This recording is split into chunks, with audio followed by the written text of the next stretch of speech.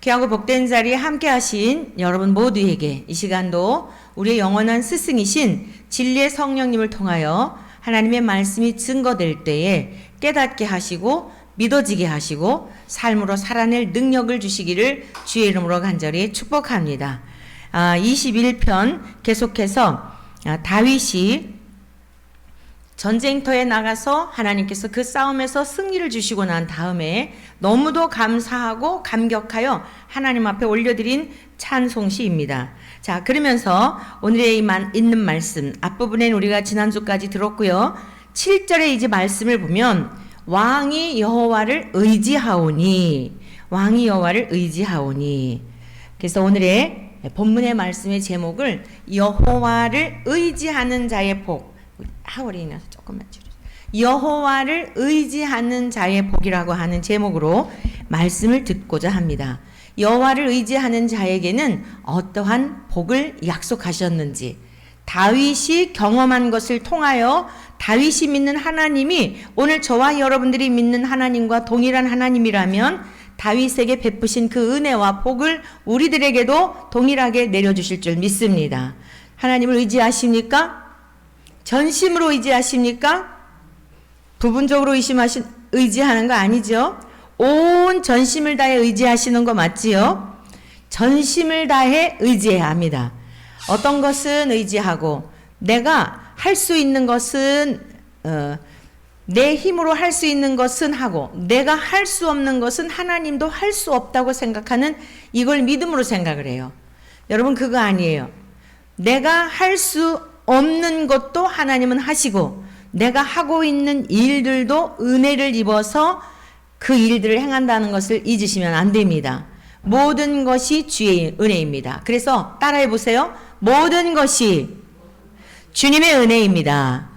그렇습니다. 모든 것이 주님의 은혜예요. 우리의 힘으로 살아가는 것 같지만 우리의 힘으로 살아가는 게 아니라 살아갈 힘을 주시는 은혜로 살아가는 줄로 믿습니다. 그래서 이 다윗은 자신이 왕이면서도 오늘 여기 있는 말씀을 보면 왕의 이게 교차적으로 나오는 걸 볼 수 있어요. 그러니까 왕 자신을 지칭하기도 하지만 정말 참된 만왕의 왕이신 하나님을 향하여 그 하나님을 칭하는 그러한 내용으로 자기가 경험한 하나님 그리고 참 왕이신 하나님을 의지하는 자에게 어떠한 복을 내리시는지에 대한 것을 오늘 고백하고 있는 그런 내용의 말씀인 것입니다.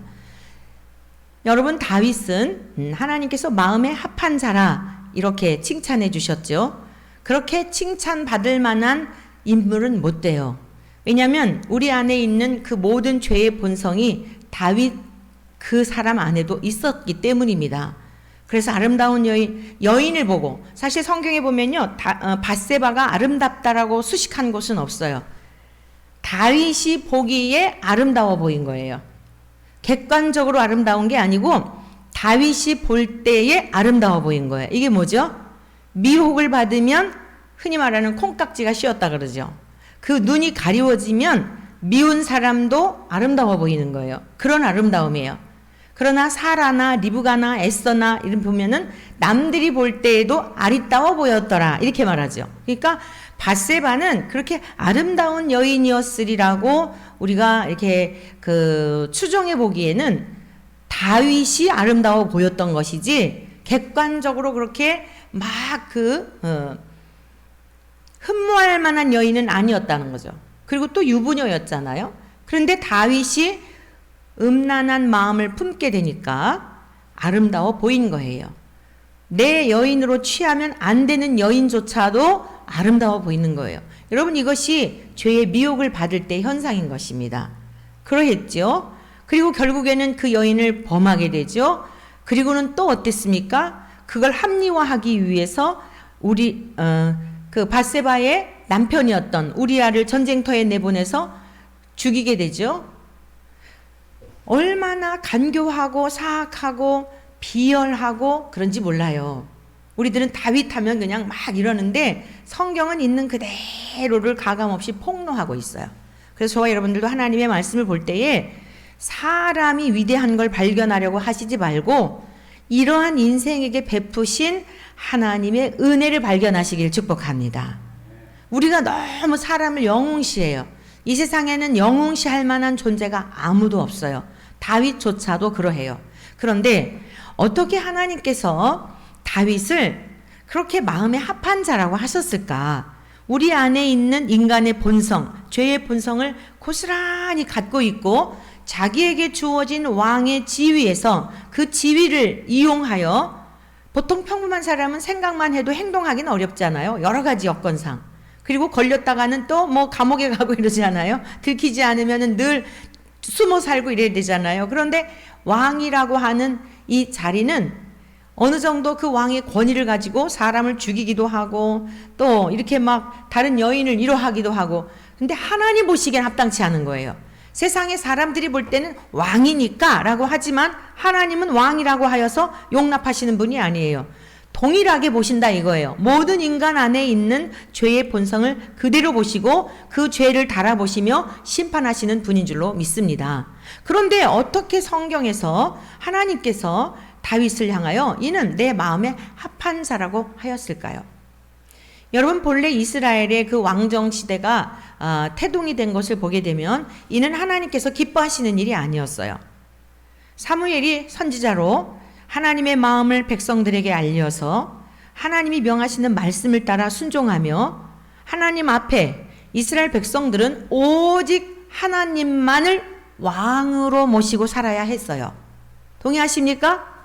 이 세상 모든 만물의 주인은 하나님이시고 이 땅의 경계를 정하셔서 여러 나라들이 있고 아직도 그런 그 왕정 정치를 하는 곳들도 있지만 그러할지라도 그들도 다 피조물이에요. 하나님 앞에서는. 동의하시죠? 오직 유일한 왕은 하나님 한 분이세요. 그래서 이스라엘 백성은 그 출애굽 과정에서부터도 철저하게 하나님께서 계속 인도해 오시는, 아브라함을 부르시고 아브라함을 통하여 역사하시고 하나님께서 그 모든 전쟁에서도 이스라엘의 그 역사가 그렇잖아요. 약소민족인 그들을 도저히 싸움에서 승리할 수 없는 그 정황 가운데서도 하나님께서 그들과 함께 하심으로 대승을 거두게 하고 하나님이 그들을 떠나지 않고 함께 하실 때마다 놀라운 기적들을 경험했잖아요. 그러면서 하나님이 원하시는 게 무엇이었을까요? 하나님을 왕으로 섬기며 살기를 바랐던 거예요. 그런데 하나님은 악한 왕이 아니죠. 선한 분이고 자비로우신 분이고 긍휼이 풍성하신 분이고 부족한 게 없는 분이에요. 뭐 오늘 아침 신문을 보니까 그 재난지원금 뭐 이런 거 준다고 신문에 이렇게 머리 기사에 났더라고요. 뭐 25만 원인가 얼마 30만 원인가 뭐 그렇게 준대나 그래요. 여러분, 우리 하나님, 왕이신 하나님은 25만 원, 35만 원, 100만 원 뭐 이 정도 주시는 분이 아니에요.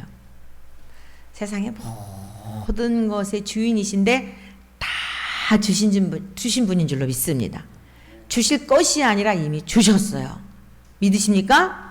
그 하나님 거 갖고 사는 거예요. 그러니까 이스라엘 백성들은 당연히 하나님만을 왕으로 모시고 살아야 했던 거예요. 그런데 마음에 하나님 두기를 싫어했어요. 그래서 우리에게 왕을 주세요 라고 사무엘 선지자에게 요청을 하죠. 사무엘 선지자가 너무 상처를 받았어요. 배신감 느낀 거예요.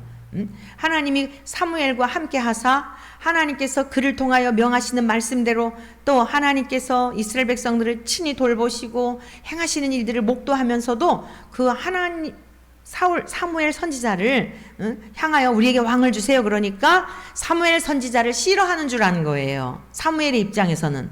그래 하나님께서 뭐라고 말씀하시냐면 아니야. 너를 싫어하는 게 아니고 저들의 마음에 나를 두기 싫어해서 그러는 거야. 그래서 세상에 왕을 세워달라 그러는 거야. 주변에 있는 나라들이 그 왕들처럼 말과 병거를 타고 전쟁에 나가고 화려한 옷을 입고 그러면서 군림하는 그런 왕, 우리들도 눈에 보이는 그런 왕이 있으면 좋겠다라고 그거 요청하는 거야. 그러니 너는 이스라엘 백성들에게 가서 이렇게 말해. 만약 너희들이 원하는 왕을 세울 때에 너희의 아들들을 징병으로, 그러니까 전쟁이 났을 때 이 병사들로 다 끌고 갈 거야. 징집해 갈 거야. 또 너희들의 딸들은 향신료를 굽고 궁궐로 데리고 가고 곱게 키웠던 너희들의 딸들을 왕이 그렇게 할 거야. 그리고 너희가 농사 지은 거 있지? 그거 왕이 또 다 세금으로 걷어갈 거야. 그래도 좋아? 라고 가서 말하라 그랬어요. 인간들은 얼마나 강팍하고 굳고 마음이 완고한지요. 세상에 다른 건 다 좋아요. 마귀가 주는 생각을 졸졸졸 따라다니는 것도 아주 좋아해요. 그런데 딱 한 가지 싫어하는 게 있어요. 모든 인생들에게. 그게 무엇인지 아십니까? 마음에 하나님 두기를 싫어하는 거예요. 여러분, 이게 죄고 이게 악이에요. 딱 한 가지 싫어해요. 다른 건 다 좋아해요.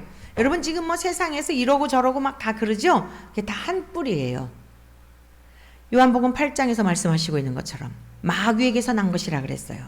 마귀가 누구죠? 하나님을 대적하는 대적자잖아요. 하나님과 하나님이 창조하신 피조물과의 관계에서 이간질시키는 자잖아요.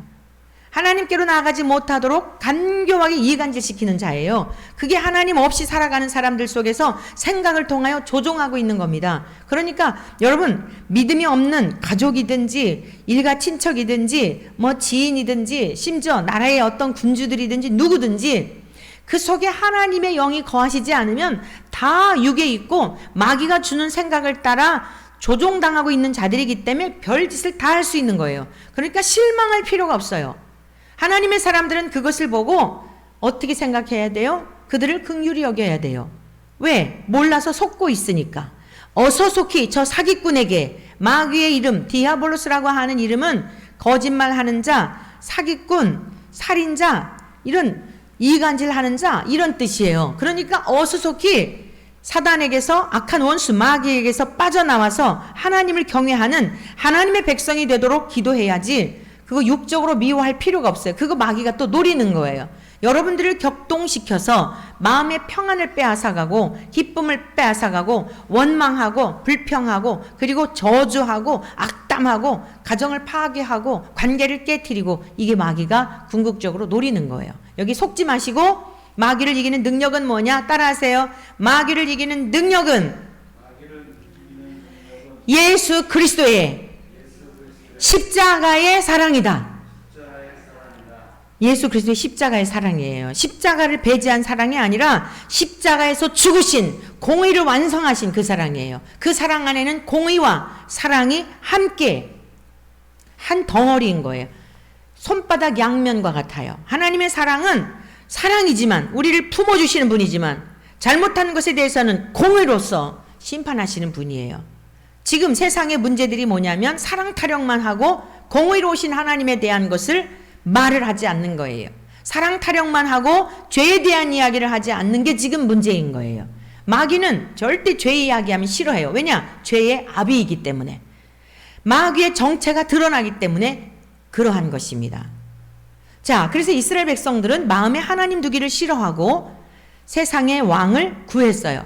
사무엘을 통하여 너희들이 왕을 세우게 되면 이러한 일이 있을 거라고 경고를 했는데도 그래도 좋습니다. 우리가 그래도 좋사오니 왕을 주시오 라고 해서 왕정시대가 태동이 된 거예요. 그 첫 번째 왕이 누구였어요? 사울 왕이었죠. 그런데 처음에는 겸손했지만 나중에 점점 신의 자리에 올라가는 거예요. 나를 위하여 기도해라. 나를 위하여, 지난주 우리 정 목사님 설교하실 때 말씀 들었잖아요. 그 아말렉 그 모든 것들, 아각 왕도 다 죽이고 어린 아이들까지 다 막 그 모든 짐승들 좋은 거 기름진 거 이런 거 계산하지 말고 싹 다. 여러분, 주님께로 오면은요, 우리가 세상에 보기 좋은 거, 먹음직한 거, 보암직한 거 다 십자가에 못 박아야 됩니다. 믿으십니까? 그래서 명분은 있죠. 아, 내가 이거 좋은 것 가지고 하나님 앞에 제사 드리려고 하고, 그러니까 순양이든지 염소든지 좋은 것들을 살려놓은 거예요. 누구를 위해서? 자기를 위해서. 그래 놓고는 그게 발각이 되고 들통이 나니까 사무엘 선지자를 통하여 하나님께서 책망하시거든요. 그랬더니 하나님께 제사 드리려고 그랬다고 거짓을 말하죠. 여러분, 이게 세상의 왕들입니다. 자, 그래서 결국에는 하나님과 같아지고자 하는, 영광을 취하고자 하고 하나님만이 왕이어야 하는데 그 왕의 자리를 역시 노렸던 마귀가, 그래서 하나님 나라에서 쫓겨난 그 천사가 마귀잖아요. 똑같은 생각이 사울에게도 있었던 거예요. 결국에는 폐위를 당하죠. 그런데 다윗은 하나님 마음에 합한 자라고 했던 게 뭐예요? 자기가 세상에서 한 나라의 왕이지만 진짜 왕은 하나님이신 것을 믿었다는 사실이에요. 주제 파악을 한 거예요.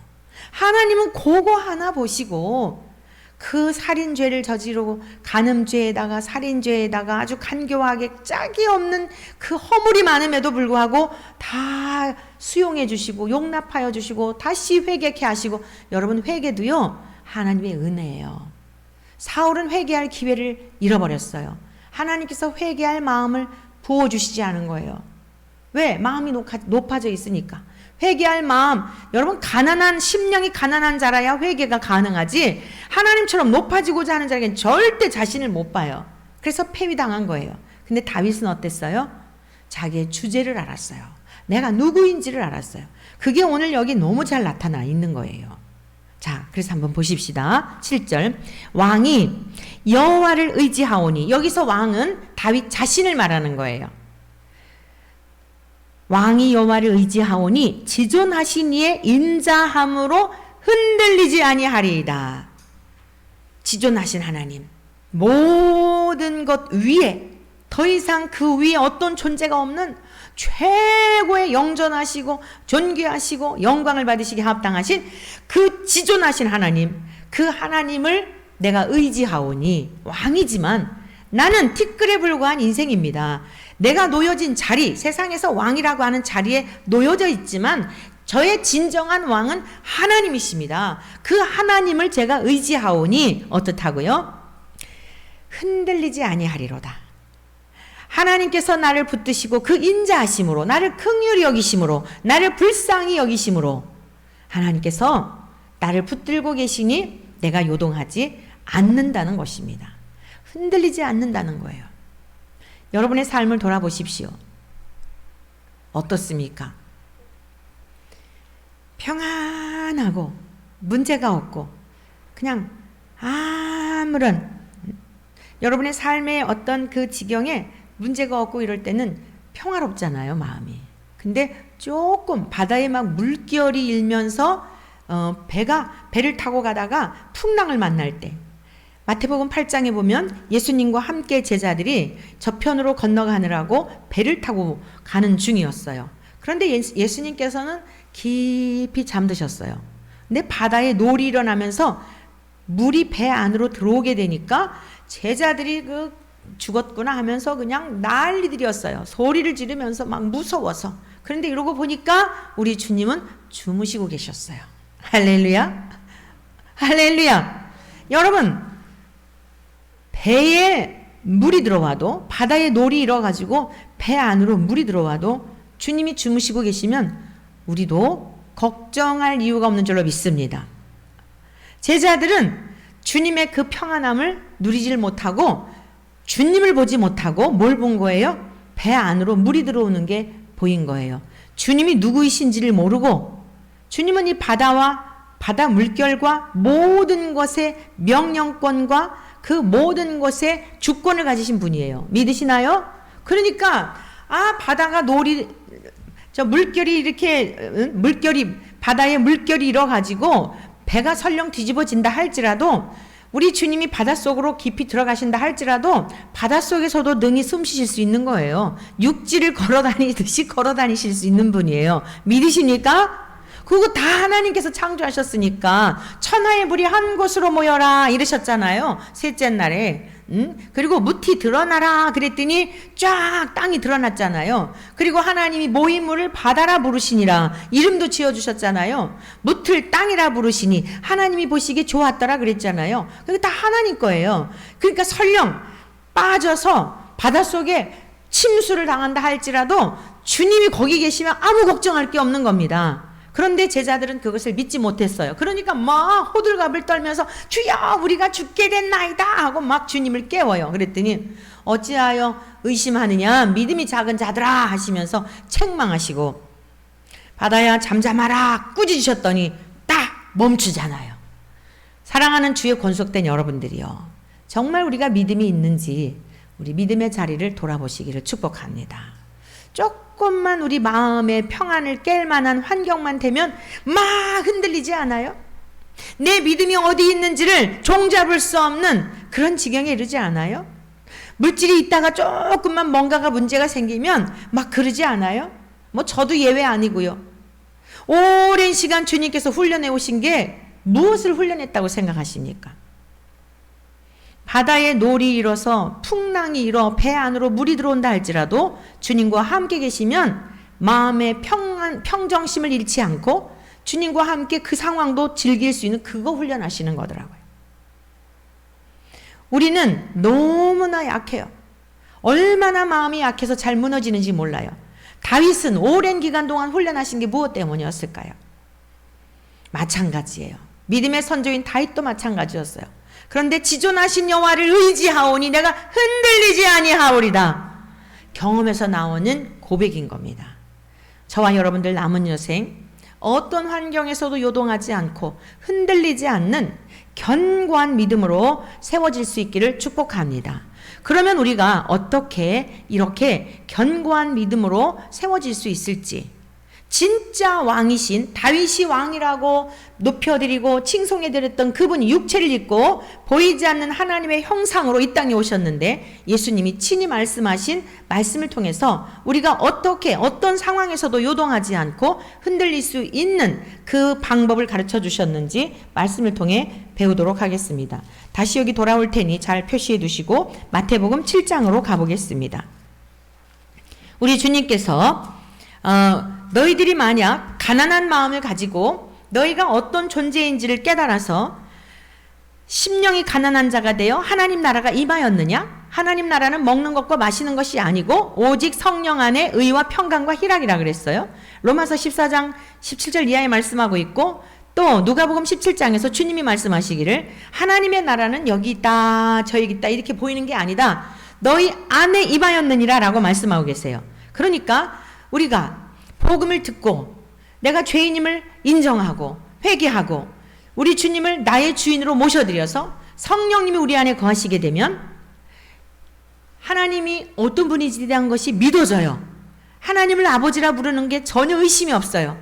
그리고 이전에 내가 주인이 되어 살던 삶에서 하나님이 주인이 되어 사는 삶을 살게 돼 있어요. 그리고 인생의 가치관이 바뀌어요. 지금까지는 나를 위해 살았는데 이제는 주님을 위해 살고 싶은 거룩한 소망이 생겨요. 여러분이 정녕 성령의 사람인지 거듭난 사람인지 지금 테스트해 보는 거예요. 거듭난 사람이라야 천국에 가요. 심령이 가난한 사람은 천국이 이미 임했단 말이에요. 그러면 천국이 이미 임한 사람은 어떠냐? 하나님이 주인이다 이 말씀이에요. 예수님이 나의 주인이에요. 먹든지 마시든지 무엇이든지 다 주권을 주님께 위임했기 때문에 이전에는 걱정도 많았고 근심도 많았고 내가 다 해결해야 했는데 이상하게 걱정이 사라지고 근심이 사라지고 마음의 평강이 찾아오는 거예요. 그래서 사도 바울은 그것을 로마서 14장에서 하나님의 나라는 먹는 것과 마시는 것 그것 때문에 너희들이 평안하고 뭐 기분이 좋고 이런 게 아니라 성령 안에서 여러분 성령은 누가 그 성령 안에 거할 수 있죠? 죄를 회개하고 주님을 영접한 사람들에게 하나님께서 선물로 주신 그래서 성령을 받은 사람 거듭난 사람 이 사람들이 평강과 희락을 누린다는 거예요. 그러면서 그러한 사람은 어떠냐? 이미 복을 받았다는 겁니다. 이렇게 이제 심령이 가난한 자는 복이 있나니 천국이 그들의 것이며 라고 시작을 하죠. 산상수훈 그 귀한 말씀 그리고 쭉 말씀하시면서 6장으로 들어가가지고 너희 뭐 먹을까 뭘 마실까 걱정하지 마라. 주님께서 더 믿음이 없는 우리들에게 또 가르쳐 주시죠. 하늘 나는 새를 봐라 이러고 가르쳐 주시잖아요. 너희들이 무엇을 구해야 하냐면 먼저 그의 나라 하나님의 통치를 받으며 사는 거를 구해. 뭘 먹을까 뭘 마실까 이런 건 내가 알아서 해. 근데 너희들은 맨날 하나님이 주인이라고 말로는 하는데 너희들이 주인이 되어서 걱정은 다 하고 염려는 다 하는구나. 하늘 나는 새를 봐. 걔네들이 걱정해서 먹고 사는지.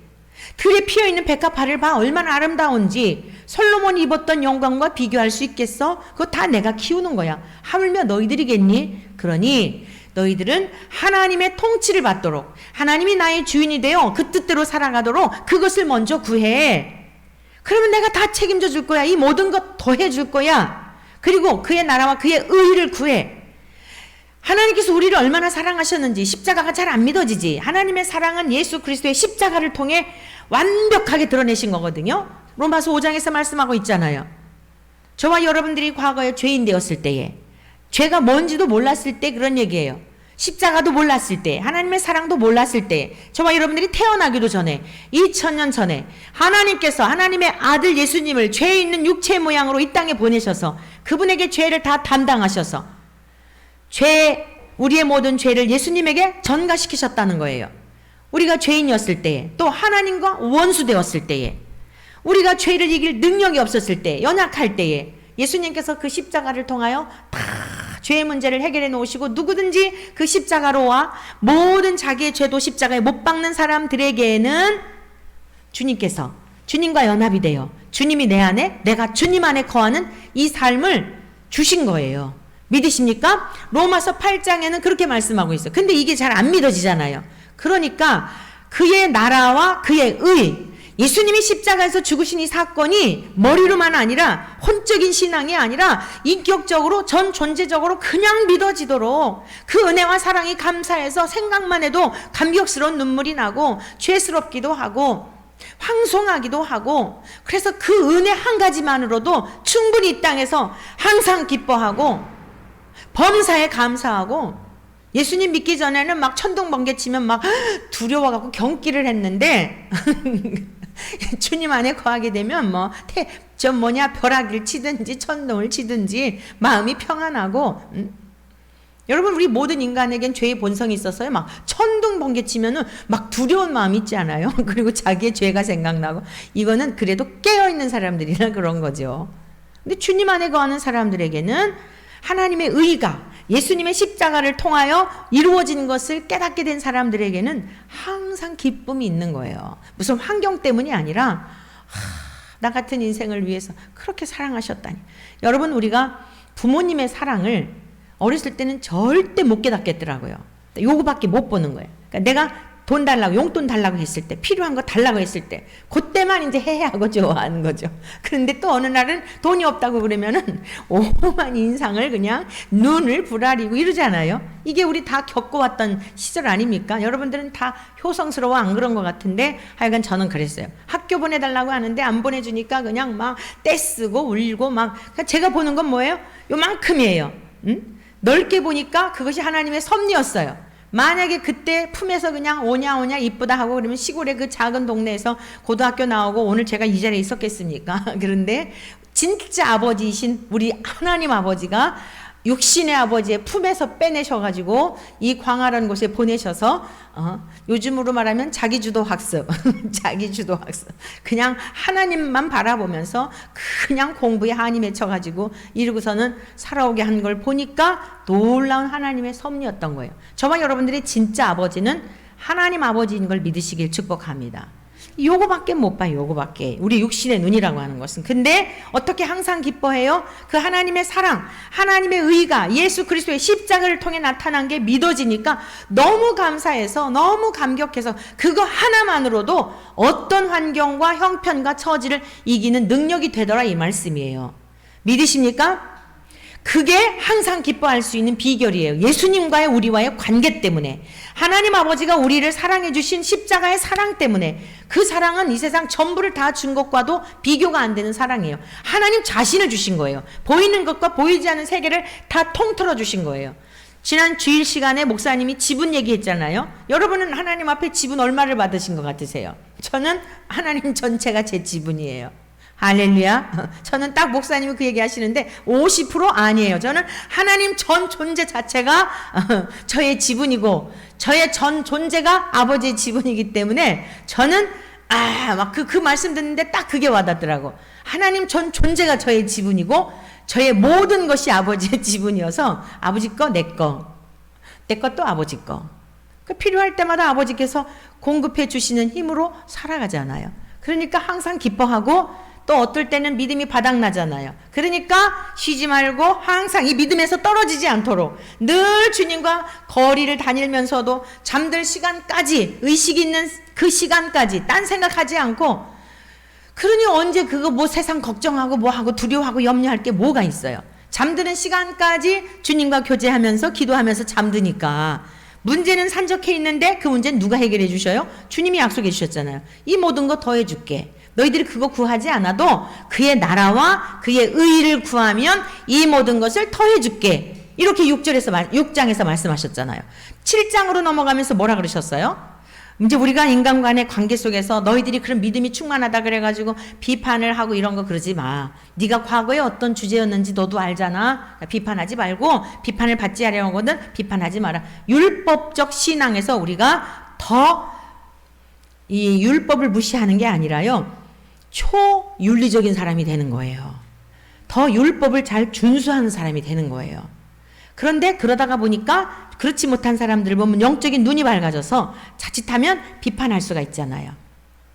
그러니까 너희 과거에 어떤 사람이었는지를 이해하면 다 품을 수 있는 거예요. 제가 거리에 나가서 그냥 피토하듯이 이러긴 하지만 그들의 영혼을 불쌍히 여기는 마음은 있어요. 저들이 몰라서 그러기 때문에, 복음을 듣지 못해서 그러기 때문에. 그러면서 주님이요, 이 마태복음 7장으로 가서 뭐라고 말씀을 하시며 종결, 산상수훈을 끝맺음 하시냐면 거짓 선지자들을 삼가라고 말씀하고 있어요. 그러니까 자칫하면 비판을 하지 말라 그러셔가지고 무분별한 사람이 될 것을 우리가 착각하면 안 돼요. 우리가 다른 사람들을 정죄하고 참소할 자격은 우리에게 없어요. 하나님에게만 있어요. 믿으시죠? 우리는 다 긍휼히 여기고 불쌍히 여기고 그저 기회가 되는 대로 복음을 전해야 돼요. 누구든지 동성에 빠져 있든지 동성에 옹호하는 목회자들이든지. 그러나 그 모든 주권은 하나님께 있어요. 그러면서 동시에 해야 될 게 뭐냐면 거짓 선지자들을 삼가라. 양의 탈을 옷을 입고 너희에게 나오나 속에는 노략질하는 일이라. 여러분 지금 이 시대에는 영적인 정신을 바짝 차리고 신앙생활을 하지 않으면 우리의 영은 도적질 당해요. 그러면서요, 자 우리 한번 7장으로 같이 가서 보겠어요. 13절부터 이제 종결 부분이에요. 하나님 나라가 임한 사람들은 어떤 사람인가? 좁은 문으로 들어가게 돼 있다는 거예요. 많은 사람들이 가는 넓은 길로 가는 것을 원하지 않아요. 성령님이 그렇게 이끌어 가셔요. 그 길이 넓어, 멸망으로 인도하는 문은 그 길이 넓어 그리로 들어가는 자가 많은데 생명으로 인도하는 문은 좁다는 거예요. 그럼 생명으로 인도하는 문은 뭘까요? 주님이 따라오라는 대로 가는 거예요. 오직 예수 그리스도의 그 이름과 그 영광을 위해 사는 자들이에요. 내 욕망을 이제 위해 살 수가 없어요. 그런데 충돌이 생기는 거예요. 왜? 내 인간의 욕구가 있잖아요. 가정에서의 가족들의 욕구가 있잖아요. 충돌이 생기는 거예요. 좁은 길로 말씀대로 살려고 하면. 코로나 때 많은 분들이 그런 고민들을 했다 그래요. 지금 코로나인데 어디 교회를 가냐. 응? 작년에도 경험했던 일들 아니에요? 근데 교회 나오신 분들은 다 하여간에 가족들이 코로나 지나면 가. 응? 코로나 지나면 가. 근데 마음에서는 하나님께 가서 예배드리고 싶은 거예요. 그러니까 평상시에는 더 조심하지만 주일날 예배를 드리기 위해서 더 조심하고 사모하고 그리고 오는데 그 오는 뒤통수가 얼마나 따끈따끈해요. 정말 작년에는요, 막 코로나가 이거 막 이럴 때 저 길 건너에서 여기 성경책 끼고 오는데 엄청 이게 눈치가 보이더라고요. 이 신호등 앞에 차들이 서 있잖아요. 그러니까 진짜 굉장히 마음이 어려운 거예요. 괜히 마음에 다들 교회 가지 말라고 그러고 막 방송에서 날리고 이러는데 그 성경책 끼고 여기서 이 몇백 미터 되지도 않는 거리를 오는데 지나가는 사람들이 뭐라고 볼까? 근데 우리 안에 뭐예요? 난 교회 안 가면 못 살아. 내 사는 이유가 예배 드리는 데 있는 걸.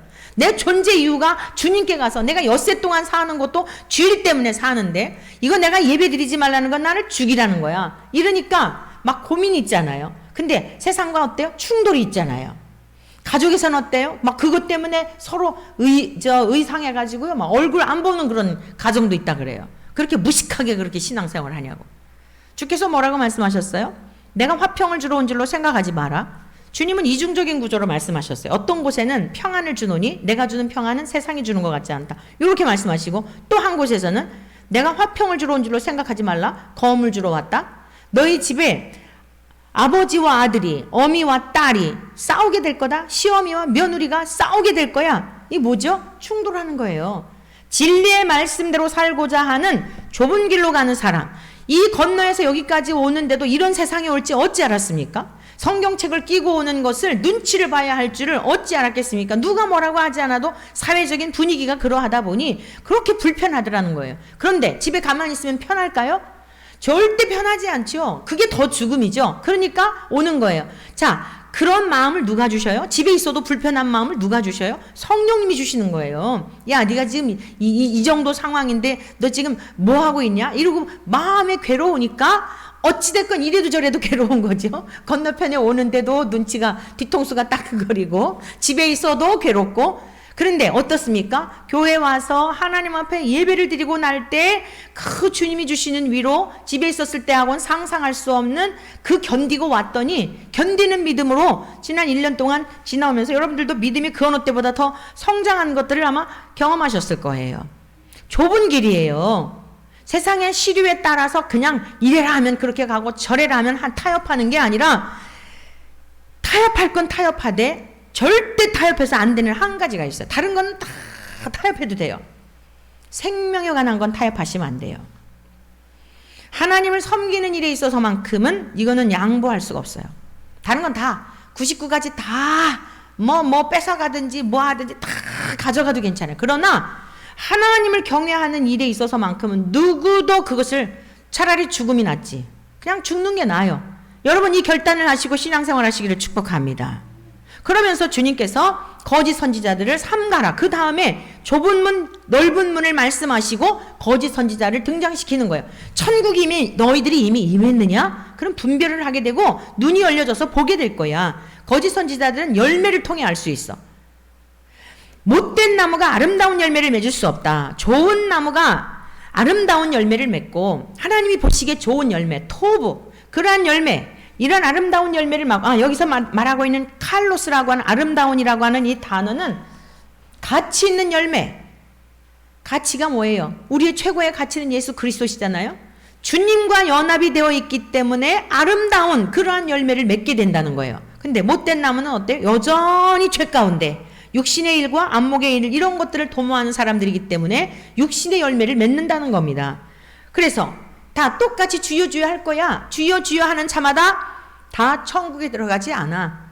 아버지의 뜻대로 하는 자, 다만 내 아버지의 뜻대로 하는 자라야 천국에 들어가. 그날에 이를 거야. 사람들이 주여, 우리가 귀신도 쫓아냈는데요, 병든 자도 고쳤는데요. 그래? 그런데 나는 너희 도무지 몰라. 여러분, 우리가 속아 넘어가기가 딱 좋은 게 뭐냐면요, 막 환자가 벌떡벌떡 일어나고 무슨 막 방언이 터지고 예언을 하고 이런 거 조심해야 돼요. 하나님의 말씀을 붙드시기를 축복합니다. 많은 기적을 통해서 사람들이 미혹한다 그랬어요. 거기에 생명의 길이 있는 것이 아니에요. 내 아버지의 뜻대로 행하는 자가 천국에 들어간다는 거예요. 그럼 아버지의 뜻이 무엇일까요? 첫 번째, 하나님의 뜻은요, 거룩함이에요. 구별된 삶이에요. 이전에는 내가 세상에 자연인으로 태어나서 내 마음대로 살았는데 하나님의 나라가 임한 거예요. 십자가의 그 사건을 통해 하나님이 얼마나 의로우신 사랑으로 나를 사랑하셨는지를 이미 알아버린 거예요. 그런데 어떻게 내 마음대로 사나요? 자, 예수님께서 이 땅에 오셔서도 예수님은 완전한 인간이고 신이시면서 우리가 어떻게 구별된 삶을 살아야 될지에 대한 것을 친히 보여주셨어요. 예수님은 우리 인간들과 달라요. 동시에 우리 인간들과 같아요. 육체를 입은 것에 있어서는 인간들과 같으나 죄에 있어서는 전혀 죄가 없으세요. 그런데 그분이 우리 안에 계시다고요. 성령님을 통하여 십자가로 죄를 멸하여 주시고, 그러면 그분을 닮아서 반드시 구별된 삶을 사는 거, 이게 하나님의 뜻이에요. 진짜 예수를 제대로 믿으면 이 동성애가 무엇인지에 대한 게 보여줄 수밖에 없어요. 그게 얼마나 지저분한지. 어제 제가 세미나에 다녀왔잖아요. 천안에 다녀왔는데 너무 귀한 그 교수님을 통해서 아주 더 폭넓게 알게 된 거예요. 지금은 이 동성애만 얘기하지, 이 동성애를 주장하는 사람들, 그런 이론들을 정립한 학자들이요, 거의 소아성애자들이라는 거예요. 이게 이제 동성애가 통과되잖아요. 거기에 다 소아성애, 11살짜리 요런 아이들하고 나이 든 사람하고 이 아이들을, 이게 역사적으로 다 그런 지금 역사가 다 있어요. 뿐만 아니라 이 사람들이 대체적으로 정신질환자들이었다는 거예요. 이것도 그 다음에 소아성애만 문제가 아니라 근친상간, 실질적으로 근친상간을 해가지고, 그게 그 근친상간, 요즘 유럽에서는 이 미투, 그걸 고발하는 일들이 이렇게 일어나고 있다잖아요. 여러분, 바이든에 대한 그 딸이요, 기가 막히더라고요. 그 어렸을 때 쓴 일기장이 폭로가 돼. 그 자기가 이렇게 고발을 했어요. 바이든도 마찬가지예요. 딸하고. 여러분 지금 얼마나 이 심각한 시대에 살고 있는지 몰라요. 그러니까 이 동성애가 문제가 아니라 정신 그 질환자들, 이 사람들이 주장하는 것을 다수가 거기에 끌려가면서 그걸 합법화해주고, 이게 말이 되는 거겠어요? 그걸 어제 학문적으로 지금 정확한 그 자료들을 통해 가지고 어제 이제 그분이 강의하는 내용을 들으면서 이게 보통 심각한 게 아니요. 어떻게 해서든지 막아내야 돼요. 이게 지금 우리 대한민국이요. 유럽이나 이 서구 사회에서 이게 통과돼 가지고 많은 문제가 있는 걸 알고 그 다른 나라 학자들이 지금 이 한국의 교회를 통해서 막아내라고 막 격려하고 있는 거예요. 오늘 아침에 제가 단톡에 올렸던 내용도 그런 내용 중에 하나예요. 영국의 변호사가 이게 실제 있었던 일들을 우리나라에 이렇게 그 드라마 형식으로 꾸며가지고 한 실제 일어난 일이에요. 오늘 저와 여러분들이 주님의 나라가 임했으면 거룩함이 이게 하나님의 뜻이에요. 그들 속에 진짜 하나님의 영이 거하면 저렇게 광화문 본부 앞에서 대놓고 그럴 수가 없는 거예요. 부끄러운 줄 알아야죠. 목사의 이름으로 뭐 그렇게 또 신문에 떠들고.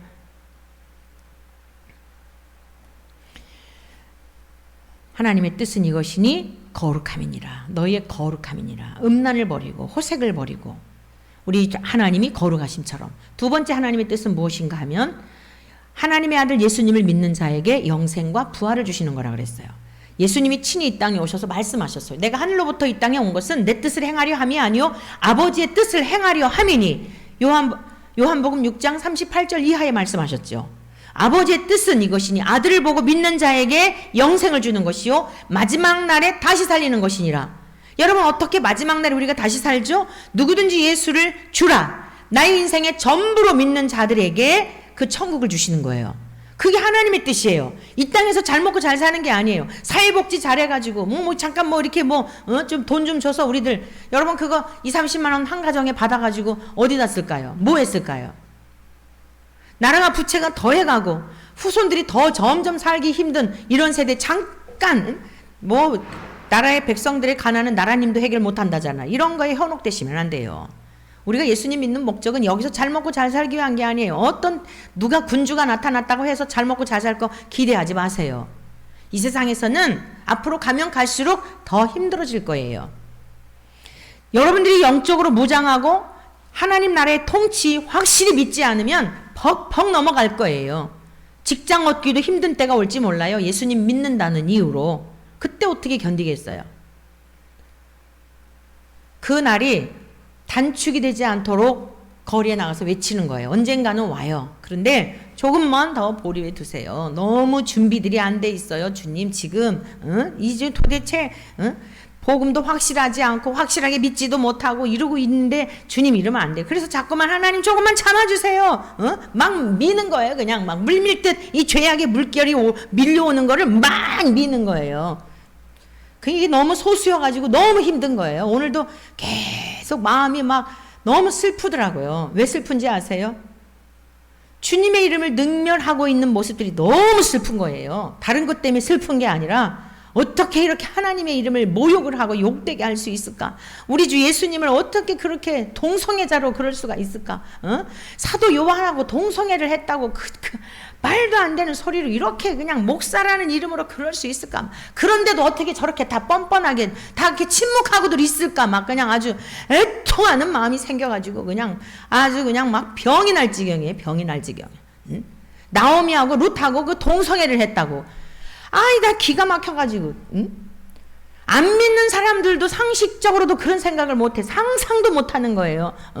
백부장하고 그 중풍병자하고 동성애 관계라고. 제가 월요일날 그 광화문에서 그냥 목사님이 저보고 제발 좀 자분자분하라고. 어떻게 자분자분해요? 내가 최대한 절제를 하는데도 그냥 막 아유 정말. 백부장 있잖아요. 백부장의 하인이 중풍병에 걸렸었잖아요. 그 중풍병에 걸려가지고 이 백부장이 그 중풍병 하인하고 동성애 관계였다는 거예요. 그런데 이 백부장이 와가지고 주여 제 하인이 지금 중풍병에 걸려서 그렇게 고통 중에 있습니다. 치료해 주세요. 그랬더니 예수님께서 가서 내가 고쳐주리라 이러셨거든요. 그랬더니 백부장이 뭐라 그러냐면 아유 주님 됐습니다. 저희 집에 오심을 제가 감당할 수 없습니다. 근데 이 테드 제닝스라고 하는 이 인간이 작년에 갔어요. 3월 25일 날. 뇌졸중이 갑자기 와가지고. 이 사람이요, 그 이론을 그렇게 정립한 거예요. 그리고 저 이동환이라는 이 사람이 그 사람을 초청을 해가지고, 그 다 세미나를 했다니까요. 아, 난 진짜 기가 막혀. 그래갖고 그 백부장이, 아이, 주님, 오시지 마세요. 이랬잖아요. 감당할 수 없어서 그랬잖아요. 그런데 그 백부장이요, 왜 오시지 말라고 했냐면, 이 사람 테드 제닝스라는 사람의 이론이에요. 이 와가지고 이 하인하고 예수님하고 동성애 삼각관계 될까봐, 아니, 나 진짜 이게 정신 나간 사람 아니에요. 정신 나간 거지. 미친 거지. 정상적인 사람도 상상이나 하겠어요. 아니, 예수님이 그 많은 군중들이 따라다녔는데 동성애에 빠지려면 그 중에 골라갖고 미소년으로 멋있고 잘생긴 사람하고 무슨 중풍병에 걸려갖고 그 병상에 누워있는 이하고 헨리 나우엔이라는 사람이 있어요. 아마도 제 생각에 다 그런 게 그런 연관이 아닌가 싶어요. 헨리 나우엔이라고 유명한 사람이 있거든요. 저도 한동안 그분이 책 쓴 거 나오기만 하면 다 읽었었어요. 근데 이게 이상하더라고요. 읽다가 보니까. 그래서 제가 나중에는 많은 문제를 발견했어요. 지금도 목사님들이 헨리 나우엔이라는 사람의 책을 많이 인용을 해요. 조심해야 돼요. 이분이 이제 하버드 대학 강사였다가 예일 대학 교수였어요. 그리고 캐나다의 라브리 공동체라고 하는 곳에 가서 이제 그 장애자들 있는 곳에 가갖고 그 뇌성마비 환자를 돌봤거든요. 근데 이 헨리 나우엔이 자기도 동성애자라고 동성애적인 그런 기질이 있다라고 솔직히 얘기를 했어요. 그러니까 어떤 사람들은 그 뇌성마비 환자 있지요. 누워있는 환자. 이 사람을 자기의 성적 파트너로 했다라고 하는 이런 이야기들이 아주 그냥 보편화되어져 있는 상황이에요. 그러니까 그런 관점에서 보면은 이 중풍병, 아유, 그만 얘기, 너 지저분하고 더러워서 정말. 와. 여러분, 인간들이 이렇게 악해요. 하나님의 것을 갖고 숨쉬고 살잖아요. 하나님 거 아닌 게 어디 있어요? 이렇게 악해요. 하나님의 이름을 이렇게, 예수님이 누구예요? 하나님이시잖아요. 여러분, 정말 너무너무 기가 막힌 현실이에요. 감각들이 없어요. 감각들이. 엊그제 영국에서 신문에 났는데 11살짜리 아이가 임신을 했더라고요. 이 소아성애, 만약에 동성애 차별금지법이 통과되면은 정말 여러분, 하나님이 더 이상 가슴 아프셔서 세상을 의로운 백성들 때문에 그 힘없는 아이들 당하고 이런 것 때문에라도 하나님 심판하실 수밖에 없어요. 지금 심판이 가깝기 때문에 하나님 앞에 이러고 나가서 외치는 거예요. 여러분, 무슨 원래 저 거리에 나가서 설교할 때부터 96년도부터 그 각오하고 나가서 저는 복음 전했기 때문에 그 감옥에 가고 이런 건 하나도 그냥 거기 가면 또 성경만 읽고 하나님 말씀 그러라고 하나보다 하고 아예 항상 준비하고 있어요. 그게 두려운 게 아니에요. 우리 후손들 믿든 안 믿든 모든 집안에 다 사람들이 해당될 부분들이에요. 법적으로 제재할 길이 없어요. 여자 화장실, 남자 화장실 다 같이 써요. 이제 혼탕 되는 거, 목욕탕도. 왜냐?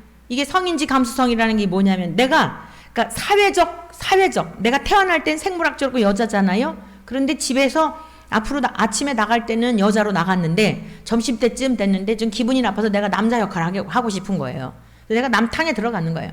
그러면 남탕에서 당신은 여잔데 왜 여기 오세요? 그러면 난 지금 남자예요. 이래도 누가 말할 게 없어요. 이거예요. 지금 저녁이 되면 또 다시 여자로 돌아와요.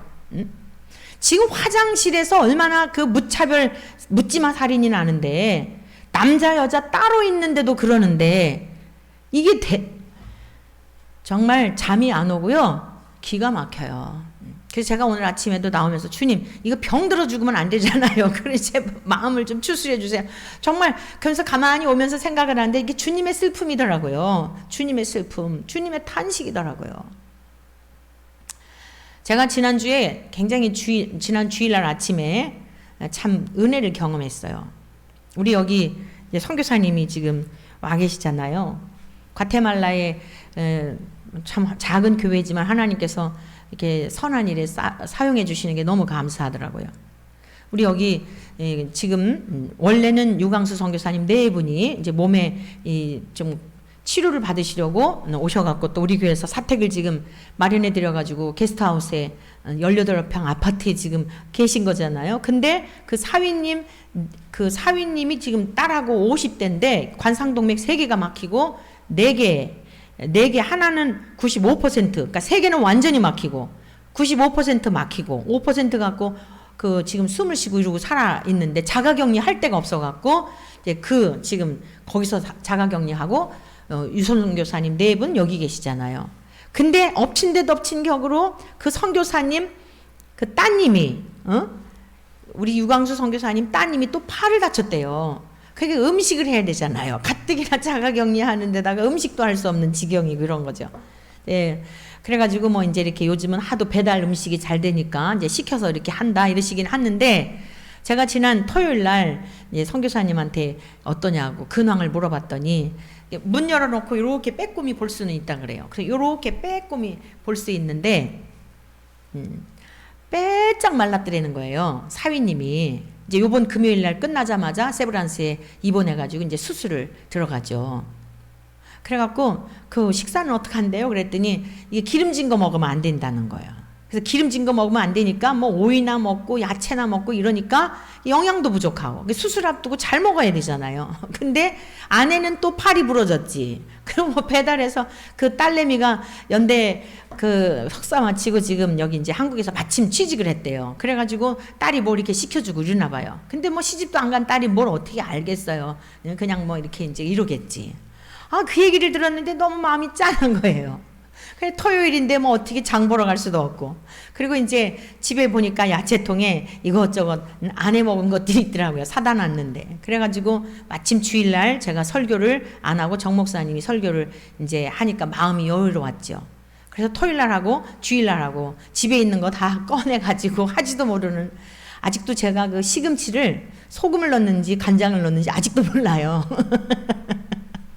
그냥 간을 그냥 대충 맞춰요. 그래서 뭐 시금치도 있길래 우리 또 김선아 자매님이 아버지가 농사 지은 거 갖다 놓은 게 있어가지고 그거를 삶았는데 너무 또 팍 삶았더라고. 또 혹시 소화가 잘 그럴까 싶어갖고 신경 쓴다는 게 너무 삶아갖고. 그런데 아무튼 그냥 제 정성이죠. 그래갖고 뭐 시금치나물, 무나물 있는 거 이것저것 해갖고 싸가지고 이제 이렇게 좀 해서 제가 준비를 할 때 백부장의 마음이 이해가 되더라고요. 예. 백부장의 마음이 어땠을지가 너무 와닿았어요.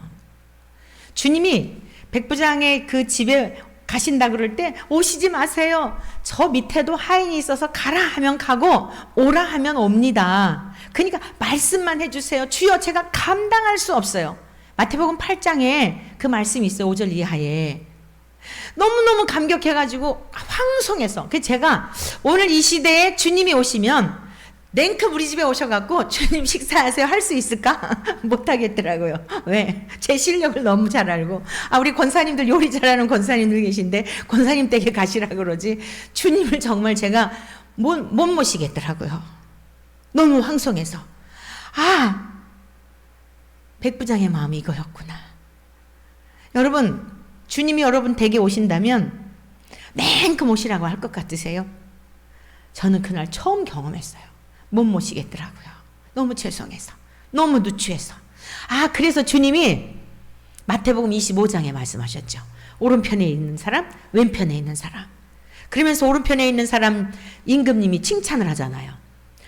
너희들은 내가 병들었을 때 돌아보았고 굶주렸을 때 먹을 것을 주었고 헐벗었을 때 옷을 입혔고 병들었을 때 옥에 갇혔을 때 찾아보고 이러시잖아요. 그러니까 임금님 임금님이 언제 감옥에 갇히시고 병드셨고 언제 헐벗고 굶주리셨나요? 그랬더니 여기 지극히 내 형제 한 사람에게 한 것이 곧 내게 한 것이니라. 이 말씀이 떠오르는 거예요. 주님께서는 나는 됐어. 난 필요한 게 없어. 이 세상의 모든 게 다 내 건데 내가 뭐 필요해. 여기 너희들 주변에 있는 형제들, 굶주린 자들, 헐벗은 자들, 병든 자들, 그들을 돌봐줘. 그게 나한테 하는 거야. 그래서 주님이 그러셨구나. 요한일서의 말씀이 생각났어요. 요한일서 4장의 말씀. 너희가 하나님을 사랑한다고 하면서 너희가 사랑하지 않느냐? 형제를 사랑하지 않느냐? 그럼 너희는 아직도 하나님을 모르는 자들이야. 그래서 그러셨구나. 여러분, 백부장의 마음이요. 그 음식 몇 가지 그거 남을 묻히면서 이 선교사님 그냥 이 지금 조금 있으면 병원에 가셔야 될 이분 어떻게 하면 좋을까 막 그냥 안타까운 마음으로 그거를 만들다가 보니까 백부장의 마음이 이거였구나. 주님을 자기 집에 모시기에 너무 황송해서 아니 백부장쯤 됐으면요 그 집에 먹을 게 없었겠습니까? 하인을 두고 사는 사람이었는데 진수성찬 다리 부러질도록 차릴 능력이 없었겠습니까? 어떤 것을 차려드려도 주님에게는 이게 도저히 안 되는 거예요. 그러니까 그냥 말씀만 해주세요. 돈이 아까워서 그랬을까요? 수고가 아까워서 그랬을까요? 그 백부장의 믿음이 와닿는데 어떻게 그 백부장하고 뭐 하인하고 뭐 어쨌다고 그런 아무튼 그날 제가 너무 은혜를 받으면서 감동을 받으면서 백부장의 마음이 이거였구나. 우리 예수님이 그래서 형제들을 돌보라고 하셨구나. 그게 나한테 하는 거야. 이러셨구나. 라고 하는 것들을 깨달은 거예요. 여러분, 오늘 마태복음 7장에 있는 말씀을 통해서 결론적으로 무슨 말씀을 하고 있냐면 우리가 왕인 다윗이 왕을 의지했더니 하나님을 의지했더니 흔들리지 아니하고 요동하지 아니하고 견고했다는 거예요. 그런데 진짜 왕이신 다윗이 아니라 다윗은 하나의 예표예요. 참 왕이신 예수님이 오셔서 너희들 거짓 선지자들을 조심해. 천국이 임했어? 그러면 너희들은 좁은 길을 가게 될 거야. 그런데 너희들은 거짓 선지자들을 분별하고 나무를 봐. 그 나무를 알려면 열매를 보면 알아. 악한 사람들은 악한 열매를 맺을 수밖에 없어. 좋은 나무는 아름다운 열매를 맺어. 못된 나무가 나쁜 열매를 맺는 거야 라고 말씀하시면서 주여 주여 하는 자마다 천국에 들어가는 게 아니고 어떤 사람이 들어가느냐. 24절로 가보겠어요. 그러므로 누구든지 나의 이 말을 듣고 행하는 자는 그 집을 반석 위에 지은 지혜로운 사람 같으리니 비가 내리고 창수가 나고 바람이 불어 그 집에 부딪히되 무너지지 아니하나니. 여러분, 진짜 예수님을 왕으로 모시고 살아가는 사람들, 어떤 환경에서도 요동하지 않는 사람이 어떤 사람이라고요? 말씀을 듣고 지키어 인내로 결실하는 사람들이라는 거예요. 이 사람들이 요동하지 않는다는 거예요. 우리가 넘어지는 이유가 뭐예요? 말씀에 뿌리가 없는 거예요. 내 모든 삶에 말씀을 적용하는 게 아니고 내 경험, 의사 선생님이 한 얘기, 세상 사람들이 들려주는 얘기, 뉴스에서 나오는 얘기, 유튜브에서 듣는 얘기, 요즘은 정보화 시대가 돼서 얼마나 정보의 홍수에 지금 물결치고 있는지 몰라요. 여러분 그 모든 것은 좀 대충 하시고, 대충이 아니에요. 아주 조금 하시고 하나님의 말씀의 터 위에 세우시기를 축복합니다. 요즘 유튜브에 보면 재미난 게 너무 많잖아요. 볼 게 너무 많잖아요. 아침에 일어나서 기도를 하세요. 주님, 손가락을 주장해 주세요. 꼭 볼 것만 보게 하시고 꼭 들을 것만 듣게 하시고 그리고 재미없게 해주세요. 기도드리세요. 그러니까 재미없더라고 진짜. 그리고 볼 게 별로 없어요. 그러니까 뭘 해요? 영적으로 도움이 될 만한 거. 영적으로 도움이 되는 게 뭐예요? 영의 양식 먹는 거. 하나님 말씀. 할렐루야. 사랑하는 성도 여러분, 비가 내리고 창수가 나고 바람이 불어 그 집에 부딪히되 무너지지 아니하나니 이는 주추를 어디에 세웠어요? 반석 위에 놓은 까닭이요. 반석이신 예수 그리스도가 우리의 주인이 되시면 요동하지 않는다는 거예요. 하나님의 말씀의 터 위에 믿음의 터를 세우게 되면 흔들리지 않는다는 거예요. 뭐 목사님들 때문에 시험 들 것도 없고 장로님, 성도님들 때문에 시험 들 거 하나도 없어요. 뭐 정치가들 때문에 그럴 거 없어요.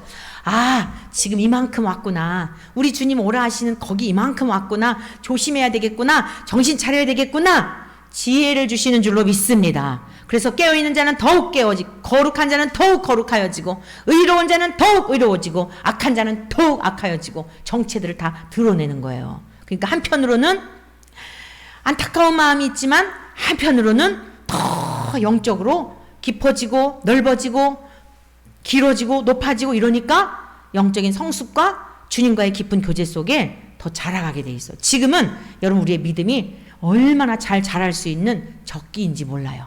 이때를 잘 활용하시기를 축복합니다. 26절 나의 이 말을 듣고 행하지 아니하는 자는 그 집을 모래 위에 지은 어리석은 사람 같으리니 비가 내리고 창수가 나고 바람이 불어 그 집에 부딪힘에 무너져 그 무너짐이 심하니라. 여러분 말씀을 맺도록 하겠어요. 다시 본문으로 가서 한 절만 읽고 다음 주에 다시 하도록 하겠는데 7절 다 같이 다시 한번 읽습니다. 시작.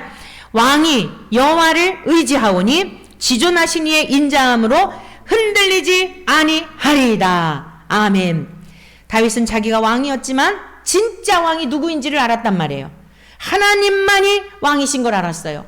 예수님만이 저와 여러분들의 왕이신 줄로 믿습니다. 그런데 흔들리지 않는 비결이 뭐였다고요? 예수님이 친히 가르쳐 주셨어요. 말씀의 터 위에 견고하게 세울 때 어떤 환란이 와도 바람이 불고 역풍이 분다 할지라도 요동하지 않고 우리 주님의 터 위에 견고히 세워져서 주님이 우리를 반짝 안고 우리를 업고 때로는 우리를 들어서 저 영원한 천국에까지 넉넉히 인도하실 줄로 믿습니다. 여호와를 의지하는 자가 되어 세상의 여러 가지 풍조에도 요동하지 않고 흔들리지 않고 견고히 우리의 믿음의 집을 잘 세워가시고 많은 영혼을 품을 수 있는 하나님의 사람들로 쓰임받기를 주님의 이름으로 축원합니다.